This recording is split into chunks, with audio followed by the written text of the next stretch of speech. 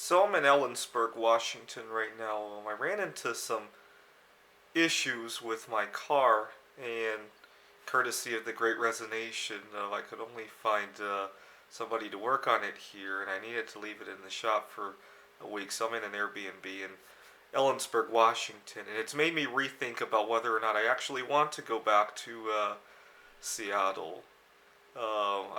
I love that I still have some in person work over there. I mean, I have plenty of remote work, but I need the social connectivity.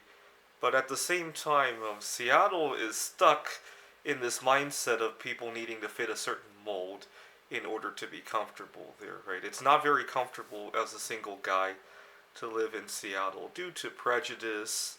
It's not very comfortable to live in Seattle if you have dietary restrictions and need to eat differently than your peers, right? I've been thinking about trying to go to a job interview and not eating, right? It's saying that, I don't like to eat in public to see what happens. Because every time I've gone to a job interview and had to bring up dietary restrictions, it's been a can of worms, right? I had a problem one time, actually. I was interviewing for a tutoring agency.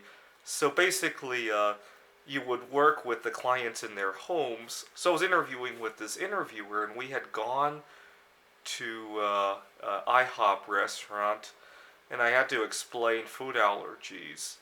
And so after I had finished explaining to the waiter, the interviewer asked me, you realize this is a job where you have to go to the client's home, right? Is your food allergy going to come in the way? And I explained to the interviewer, I've lived with most of these problems for more than half of my lifetime. I think I can navigate my way around it. Long story short, I didn't get that job.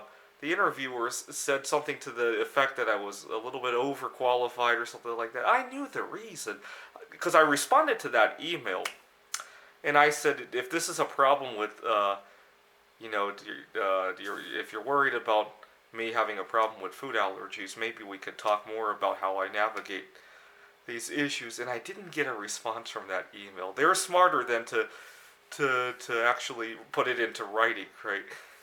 Anyways, that's Seattle. Over here in Ellensburg, a couple days ago, I was celebrating an important anniversary in my personal life.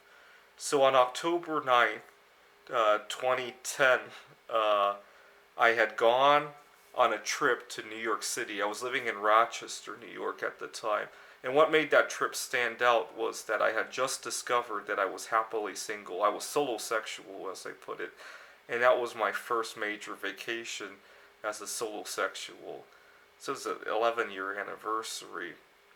And I had a big celebration, went out as a solosexual again 11 years later. And people accepted that story for what it is. In Seattle, you're crazy, right?